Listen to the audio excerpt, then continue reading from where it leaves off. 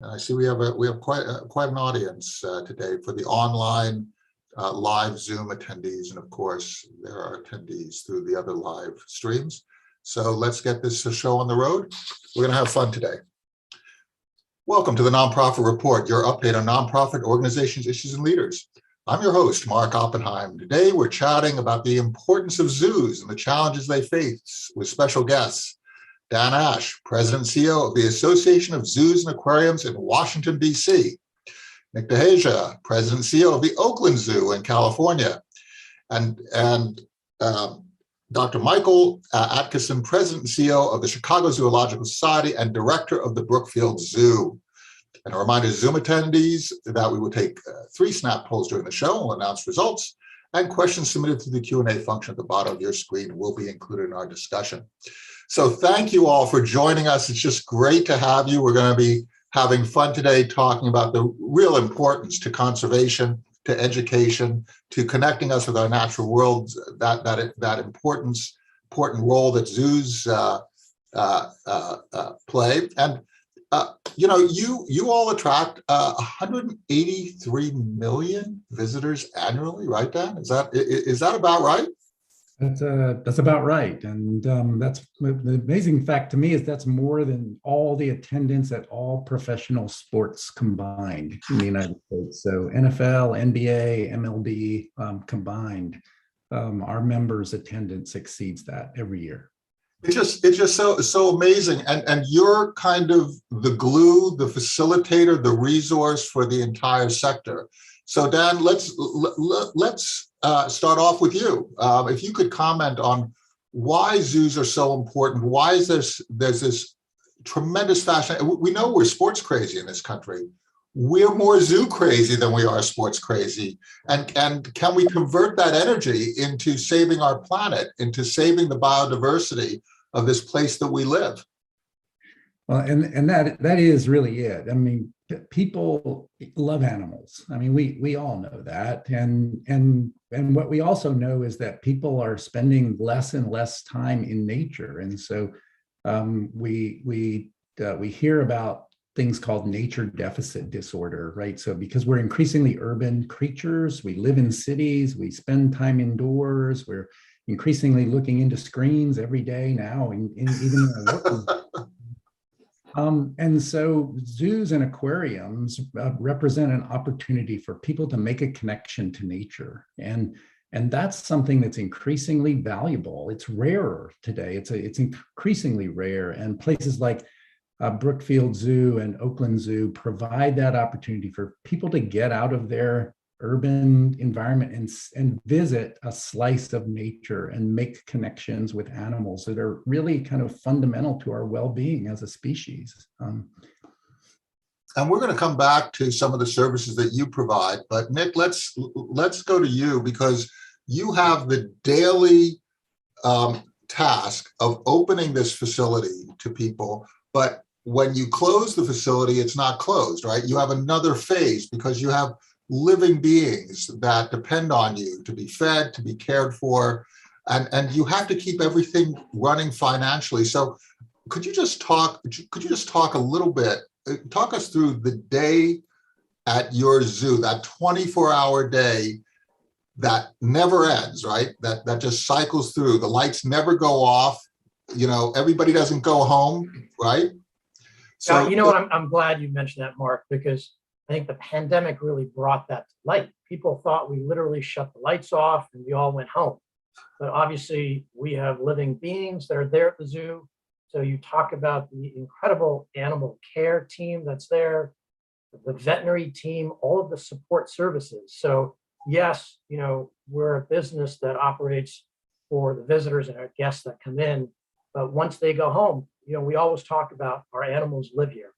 And all of the deep care that's involved behind the scenes is so critical. So during COVID, especially, all of us as zoos and aquariums were spending millions of dollars every month just to ensure that our populations were thriving. And that was something that came to light during COVID. And it also changes the definition of a patron, right?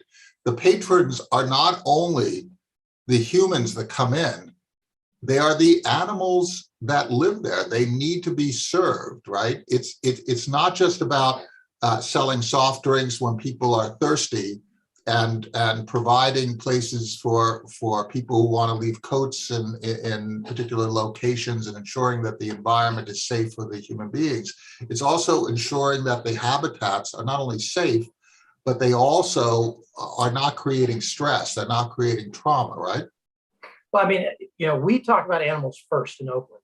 That is essentially what we're about. It's about protecting these species that are ambassadors for those in the wild. We as guests go home. So providing them complex exhibits and habitats, ensuring they have the right enrichment, ensuring they have the right care. It is a 24-hour job, as you mentioned. So it is critical for us that we take care of these beings as ambassadors as best as we can, because that's what connects our visitors. That's what connects them to understand what's really happening. It's a vital role for us to play. And that transparency is also really important. We talk about not just animals that are being born, but we talk about the life cycle and animals that are dying.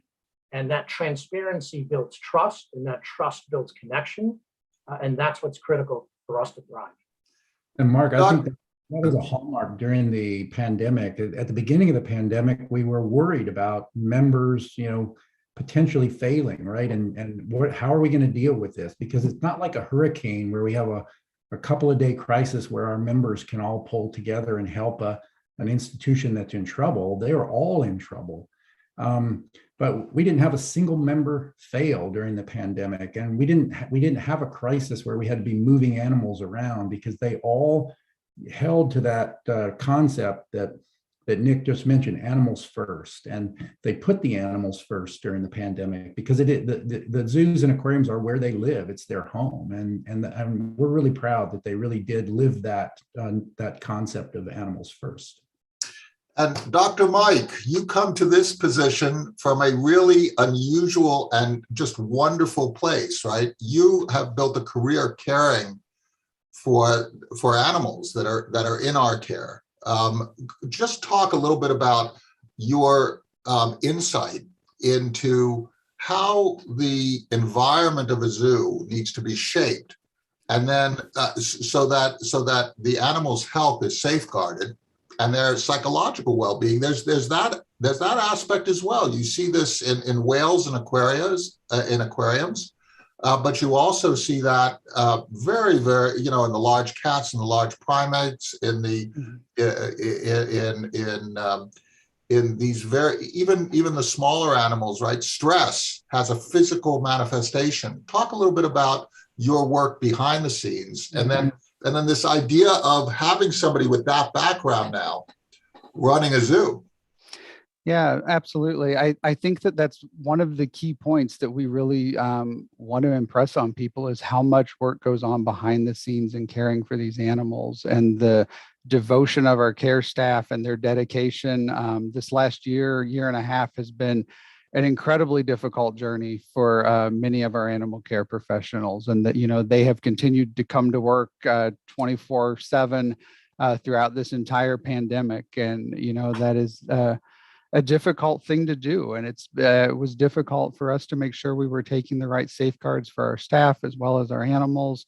While we were closed down for periods of time, our animal care staff was still here on a daily basis, dedicated to these animals. And we really put so much energy and focus into making sure that we are providing the absolute best health care that we can for our animals, as well as taking care of their welfare and their psychological needs, and doing everything we can to make sure that they stay as healthy as they can, and also stay as happy as they can. And the animals in zoos today, I do feel very strongly are happy, and they are doing well, and they are thriving.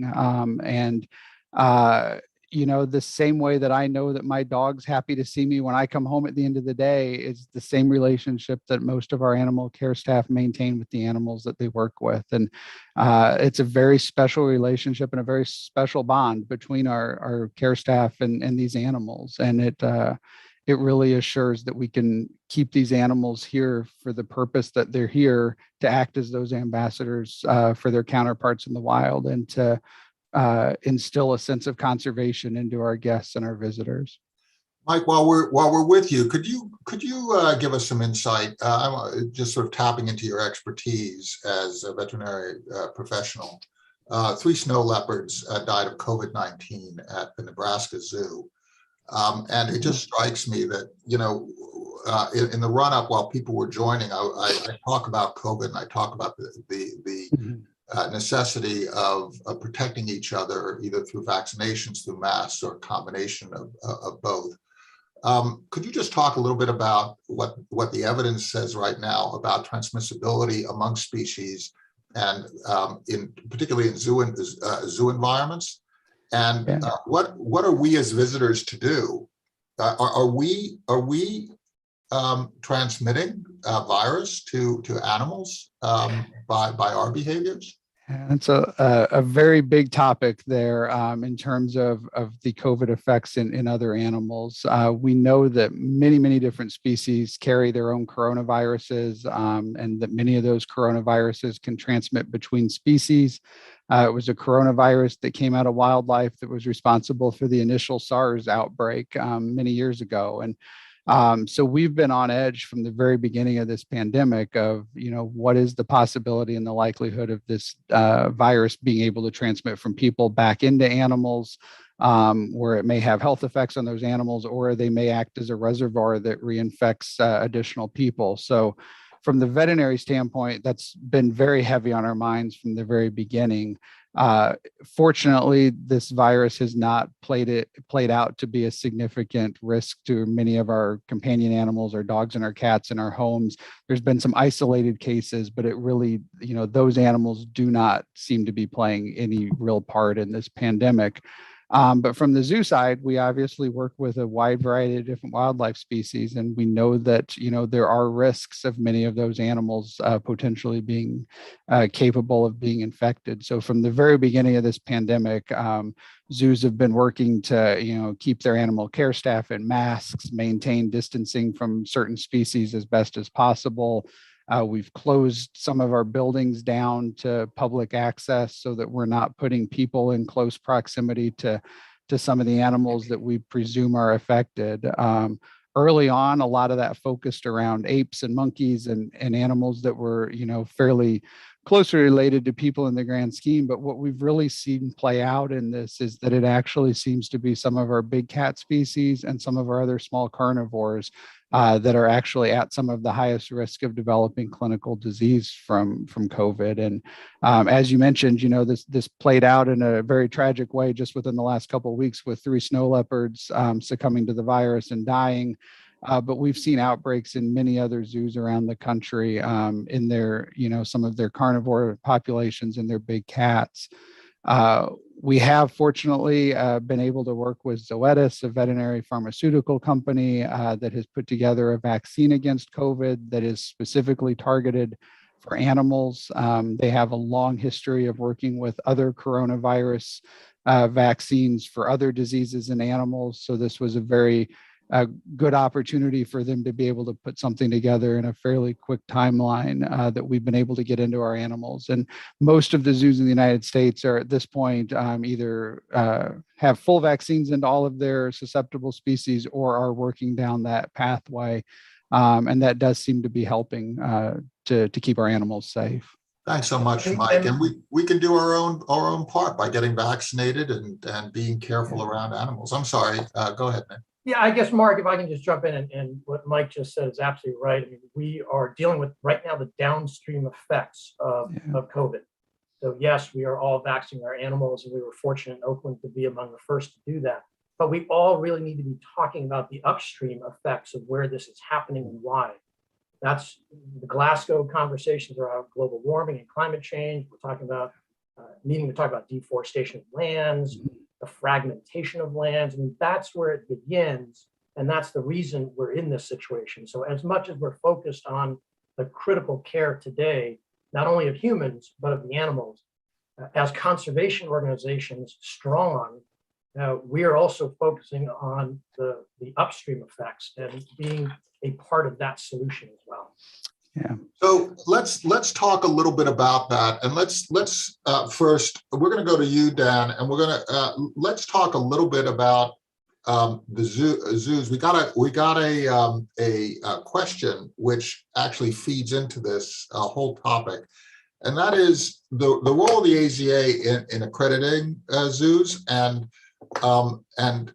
ensuring that zoos adhere to certain standards in terms of animal care, but also in terms of the educational program, the connection to Nick's topic, which is the core mission of advancing a whole idea of conservation.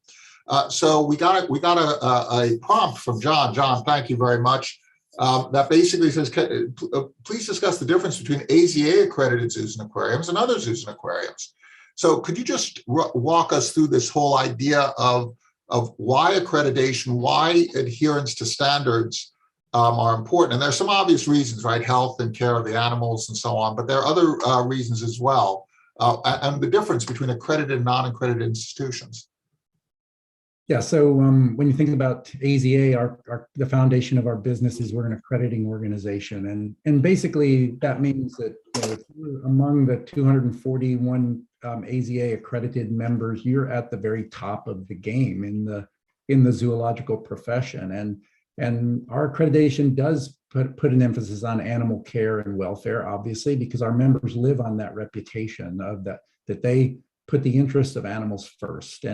And when you go to one of our member institutions, like Mike mentioned, that you can be confident that those animals are happy, they're thriving, they're among the best cared for animals on the planet. And but also there are facilities that are invested in conservation. They're working to save animals in nature. And so the price of admission, or when you're paying for a concession or buying something in their gift store, that money is going back into conservation. Our members, you're contributing by buying that Coke, by having that experience, by hosting that party. You are contributing as well. You're having fun, right?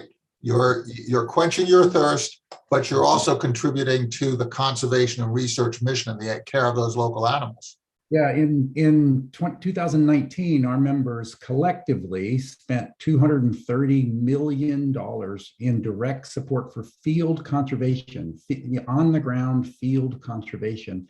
That means that they're collectively among the world's largest investors in wildlife conservation. And so it's a tremendous alliance of facilities that are committed to conservation, and they're committed to education.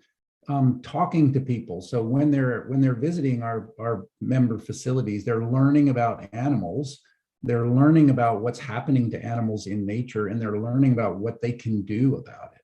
And so the concrete actions that they can take to make the world a better place for all animals.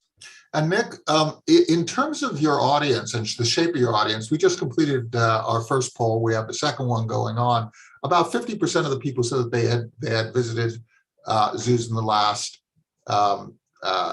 year, and our audience skews older, so that's a pretty good number. Could you just sort of break down your audience, and let's talk about the practicalities of your audience mix and ensuring that you have programs that attract not only the little kids who are always running around zoos and are just fascinated by everything, but also people, young adults, people who are going from high school and into college, and perhaps young professionals, older folks. You have to actually shape programs that connect to these different audience cohorts, and in a sense, you are shaping the percentages in that pie of audience attendance. How do you do that, and what kind of programs do you have that attach to people of different interests, backgrounds, and ages?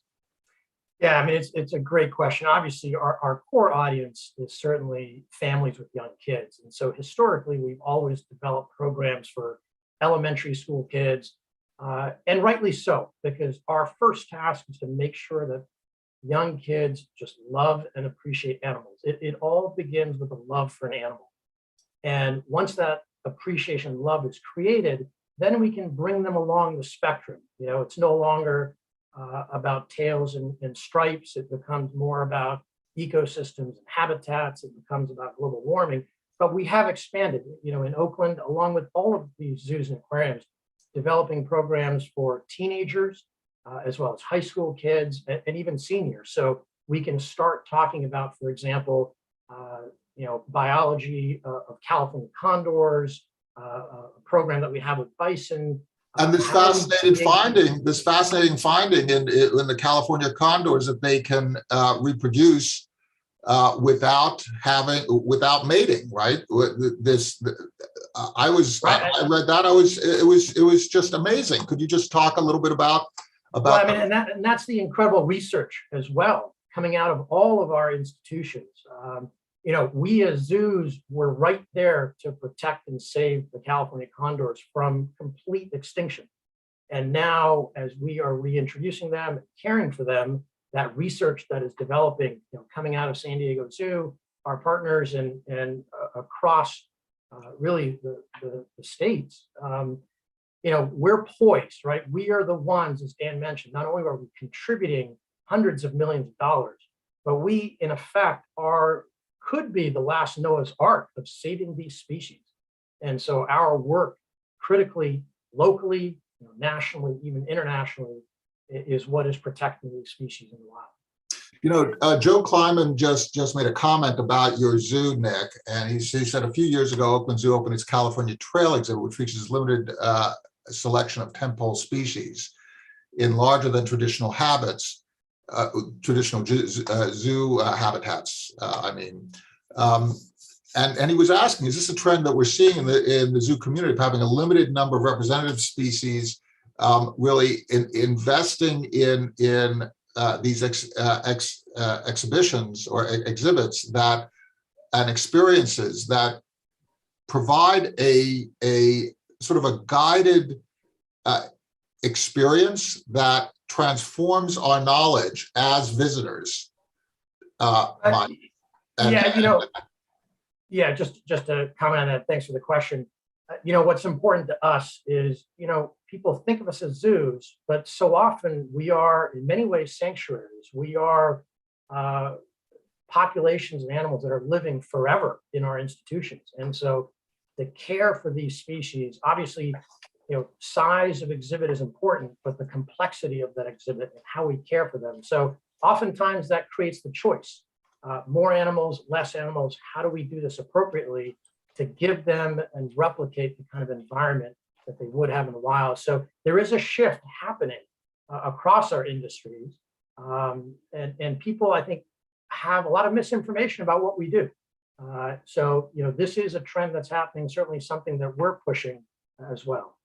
Now, Mike, what I find to be interesting is that you're coming in from an animal care perspective, but you also have professionals who are really focused on the educational experience that is being conveyed. Could you talk a little bit about how, on the one hand, you're caring for animals, but you're also using the interaction between human and animals, as Nick is in this particular exhibit that Joe Kleiman referenced. You're using that experience to create a connection and to transform knowledge. Could you talk a little bit about the staff that you have, the team that you have, that specializes in that aspect of zoological management? And then we're going to go over to Dan. Dan, we're going to have you comment on the various education programs that are offered and how those connect across the nation. But Mike, could you just talk a little bit about your team? Yeah, of specialists who have different competencies than you do. Yeah, I think it's an excellent question. Our staff is very diverse in their backgrounds, and we're able to utilize that to make those connections with people in different ways. So, that spans all ages, from early childhood education professionals that are able to engage kids in sort of a nature play-based setting to get them into that natural world, to make those connections with animals, all the way up to some of our older audiences that attend, evening lectures, lunchtime chats, zookeeper interactions, where they're able to make that connection with a person who has direct care of the animals and can talk about the animals in a very different context and on a very personal level of their interactions with the individuals that they work with. Today we are able to provide better medical care for the animals at a zoo than billions of people around this world receive on for themselves. And I think that's a really powerful message that, resonates with people, is the extent to which we are able to go to keep our animals healthy. With that, our animals live longer than they do in the wild, and we start seeing development of the same geriatric issues that we see in people. Our older animals develop arthritis, they develop cataracts, they develop heart disease, kidney disease, all of these same things that we see in older people, we see today in our animals. But that is an opportunity for us to also engage and connect people and to tell those stories and share the level of veterinary excellence that we can provide for our animals. And we can also bring that back to our own experience, right? Yes. If we are finding that that animals that don't exercise develop certain diseases, for example, or that animals that live in stress develop certain conditions, right? That comes back to us because we're also animals. Exactly. Can we talk a little bit about the various areas of expertise that are required of really high functioning zoos? Because the actual range of experts, right? You not only have veterinarians, you say you have the medical care, you have other habitat creation, right? You have a stagecraft of staging these habitats. You have the whole issue of the nourishment. You have education of audience. You have patron services. Then you have back office stuff like financial management and all that. Yeah. We say it's a village. I mean, it really, in many ways, the zoo is a village of people with different backgrounds, everything from our marketing and advertising teams to our IT support, to our security, to our business management offices. On the display side, we have specialists that fabricate the habitats that our animals stay in. We have PhD level researchers that work on nutrition, reproductive physiology, a variety of other, internally focused scientific research programs. And then we have the whole, external host of conservation-minded folks that do the field science, that work with these animals in their native ranges, that provide habitat protection plans, that develop species reintroduction programs. All of these different backgrounds coming together that are all really focused on this singular mission of inspiring people, connecting people to nature, protecting wildlife and wild habitats, and helping people to just have fun. We all learn better when we're having fun. If you're enjoying what you're doing at the zoo, it doesn't feel like learning. And that's the ideal environment for people to really have that eyes wide open mindset to where these conservation messages can really take hold and to help people change behaviors. Dan, That's, go ahead. That's a difference, that people know a difference between a great zoo, and a good zoo or a bad zoo. And the things that Mike and Nick have been talking about are the differences, right? When you're accredited by the AZA, that means you have education, you have conservation, you have guest service, you have solid financials. And so Brookfield Zoo has been an AZA member for decades. Oakland Zoo has been an AZA member for decades. They maintain a standard of excellence day in and day out. And so that's the difference between an AZA accredited facility and one that's not accredited. You're seeing the very, very best, and you're getting the very, very best in return. And you mentioned education, and I just want to say that that one of the great things about our member zoos is they're democratizing access to nature, right? The access to nature, for a long time has been for the privileged.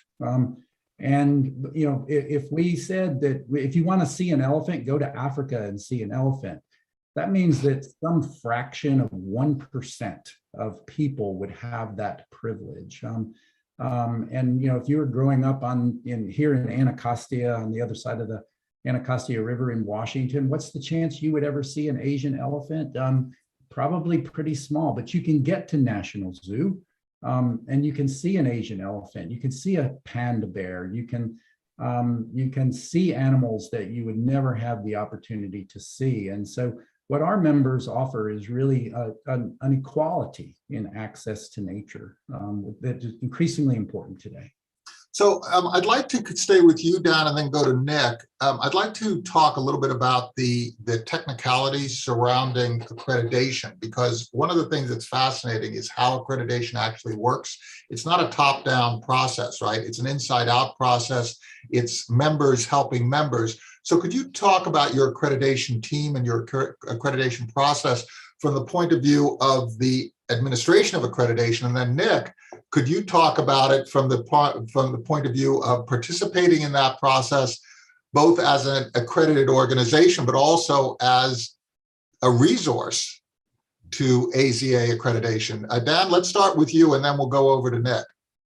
Yeah, so it's a self-regulatory process, right? So our members agree amongst themselves to the standards, and so the standards are developed by our board of directors and our policy staff. In doing that, we consult with our members, and we're dedicated to the concept of constant improvement, that our standards are continually evolving, improving as we learn more. As Michael said, as we learn more, we can do better, and we acknowledge that. And so we have an independent accreditation commission, 15 commissioners who operate independently. I don't get a vote. Our board of directors doesn't get a vote.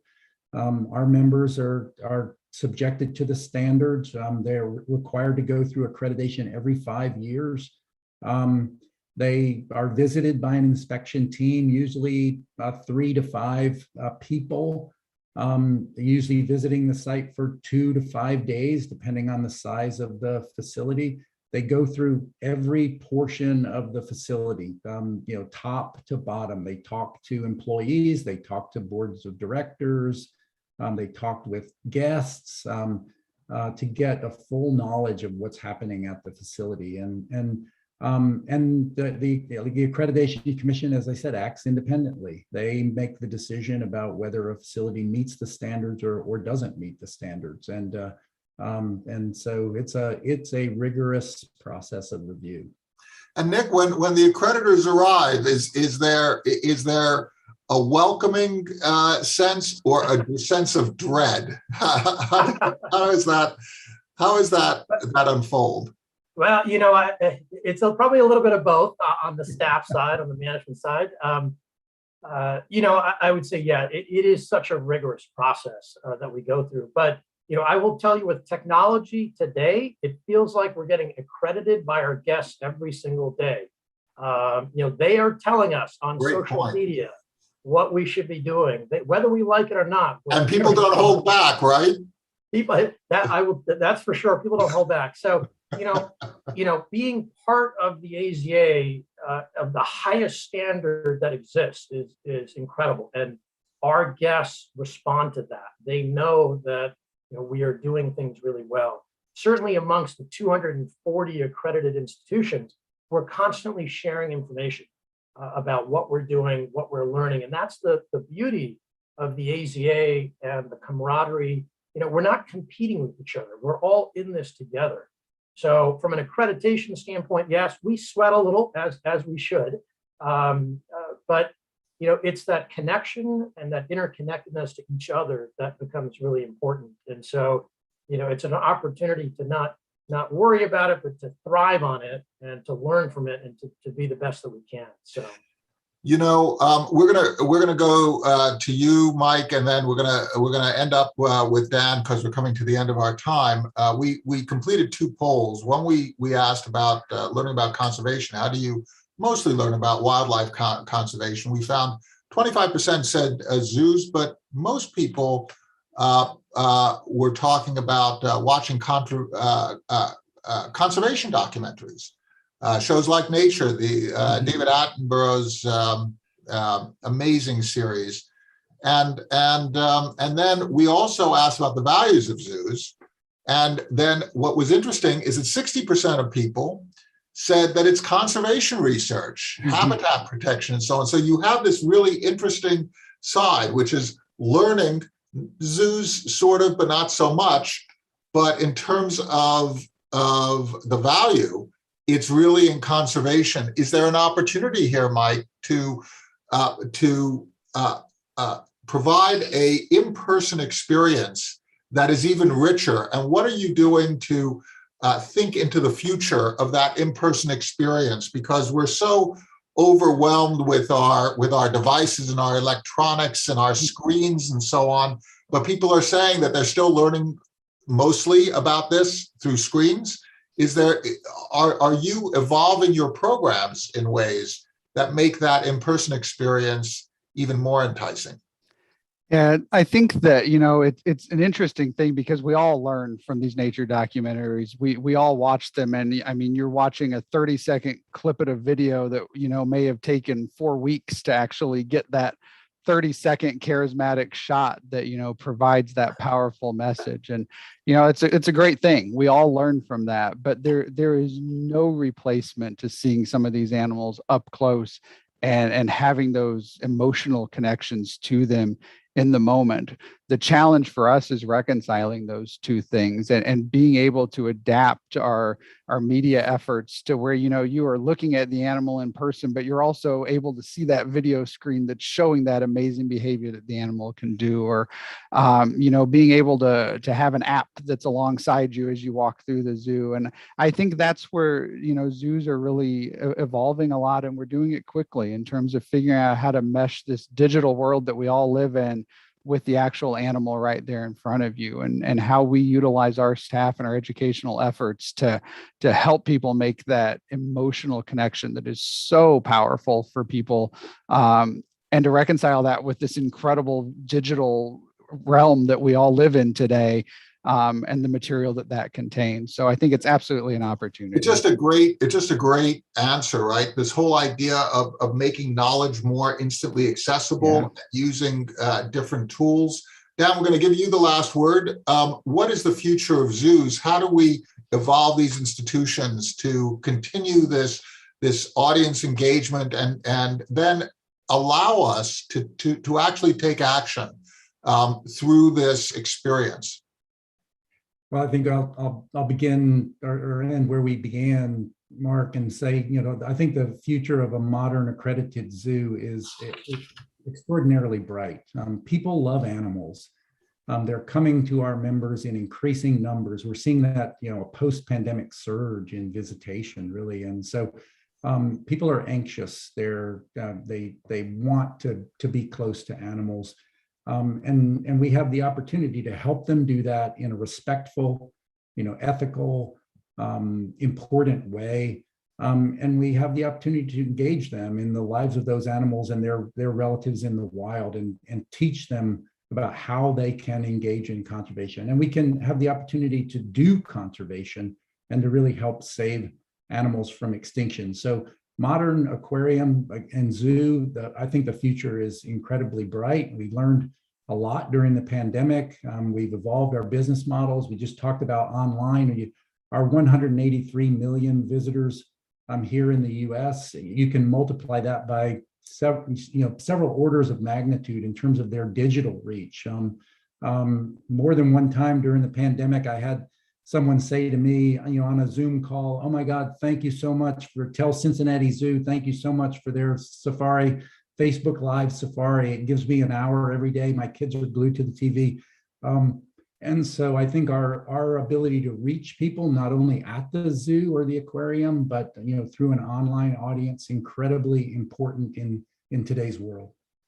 Well, thank you so much. Thank you all. Dan Ashe, President and CEO of the Association of Zoos and Aquariums in Washington, D.C. Nick Dehejia, President and CEO of the Oakland Zoo in California, and Dr. Michael Adkesson, President and CEO of the Chicago Zoological Society and Director of the Brookfield Zoo. Thank you so much. Thank your staffs. Thank your donors. Thank your members. And everyone, visit the zoo. Have a great day all.